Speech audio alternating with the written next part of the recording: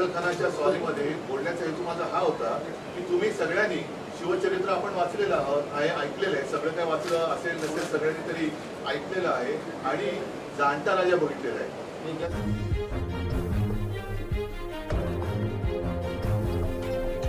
पिछले दिनों महाराष्ट्र के पूर्व मुख्यमंत्री उद्धव ठाकरे के एक बयान ने महाराष्ट्र की राजनीति में बवाल मचा दिया।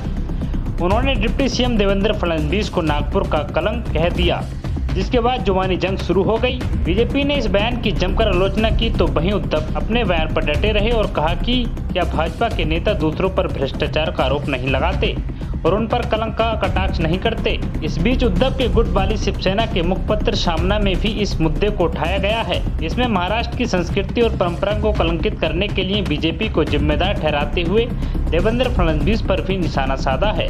सामना में कहा गया कि महाराष्ट्र की राजनीति भाषा परंपरा को पूरी तरह से कलंकित करने का काम बीजेपी पिछले 2.5 सालों से कर रही है और उसके भीष्मपिता नागपुर में बैठे हैं।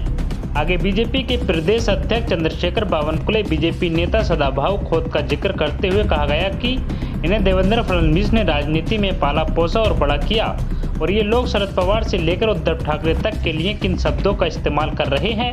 सामना में ये भी कहा गया कि कलंक प्रकरण से 2 दिन पहले सदाभाऊ खोत ने एनसीपी प्रमुख शरद पवार को शैतान कहकर संबोधित किया, लेकिन खोत की भाषा परंपरा और संस्कृति के अनुरूप नहीं है। ऐसी आवाज फडणवीस या किसी और बीजेपी नेताओं ने नहीं उठाई। सामना में महाराष्ट्र की सियासत में हुए बड़े बदलाव का भी जिक्र किया गया और कहा कि शिंदे गुट अजित पवार गुट के बीच शीत युद्ध चल रहा है और शिंदे गुट के साथ देवेंद्र फडणवीस के संबंध भी अच्छे नहीं हैं। उसी में अजित पवार और 40 लोग आ गए, इसलिए शिंदे गुट की हवा ही निकल गई। इसमें अजित पवार के एक पुराने बयान का हवाला देते हुए कहा गया कि वे कहते हैं कि एकनाथ शिंदे के हाथ के नीचे काम नहीं करेंगे और अब उनके जूनियर सहकर्मी बन गए।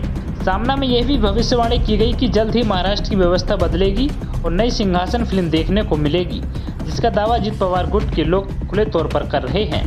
तो दोस्तों, इस खबर को लेकर आपकी क्या राय है कमेंट करके जरूर बताएं। वीडियो को लाइक करें, शेयर करें। शुक्रिया, नमस्कार, गुरु फतेह, आदाब, नमो बुद्धा।